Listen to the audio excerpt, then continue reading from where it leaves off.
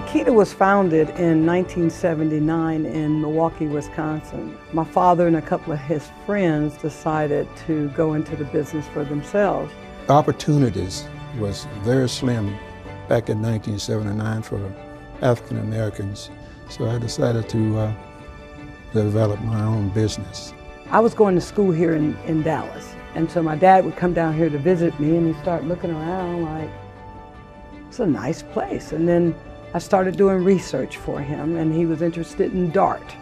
He decided that I want to build that train. And so I packed up a few months later, and I moved my firm here. I had no intentions on working for an engineering company. I was in school, and I was going to be an accountant, and that's where I thought I was going. But my dad stole me. I didn't know what engineering was really about, but my dad allowed me to develop my passion by, okay, you want to be a programmer, so, program something. He allowed me to develop my own division.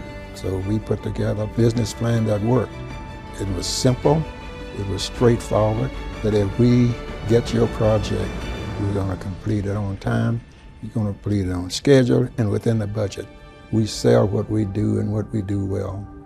We kept growing, and I tried to look at how our work will affect the community.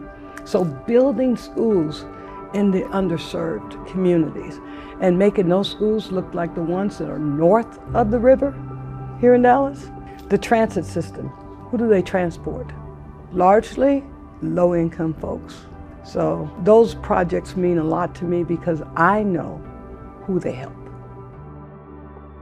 As a single female for most of this journey is raising your children and balancing between family and business. And sometimes I've had to say no to my family, and there's other times I've had to say no to the business. I just had to take care of both. There's a lot of sacrifices that my mom had to make in order to be a CEO and president of her company that we felt, but we also, I think now as women today, we understand why she had to make those sacrifices. I think I can speak for both of us that we're really grateful for those. My oldest daughter, Erica, she's very talented in marketing, digital marketing. And Whitney, she went to school for fashion merchandise. And apparently along the way, they taught her a little business. So I'm gonna trick them just like he tricked me. And they're interested in real estate and development, and the stars are aligned. Right now is the time to help our communities in housing and developments, and they're willing to do that. I think the magical part about having an African-American owned business is the communities you touch, but at the most individual level, right? Like the schools that are being developed for these communities, when you go down there to the groundbreaking or to the ribbon cutting and you see all those kids that look like you, until you actually see what that looks like, you don't really grasp the weight of owning an African-owned business. And I think now being in the business, we're like, oh, I see. And now being a part of it and actually contributing to it, seeing it, contributing, fostering it is, it's speechless. I can't even describe it.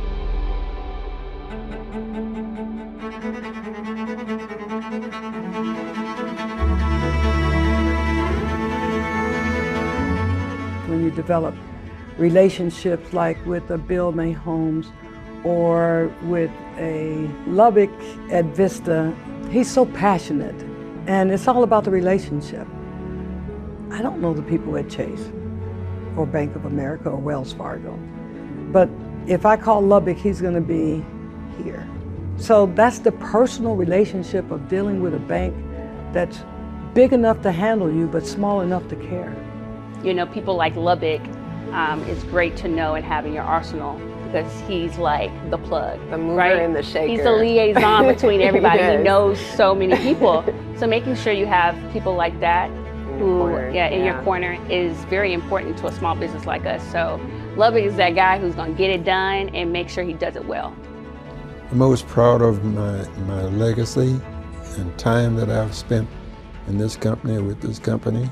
And now that my daughter's taken over this company, I am proud of the other two that's coming. The next generation should take it from here and go there. You know, people think legacy is what you leave behind. I think legacy is what you do for the future. It does have a cultural meaning for us just because of Black families fighting for legacy, fighting for generational wealth. And for our business to be in business for so long has really just shaped who we are as people.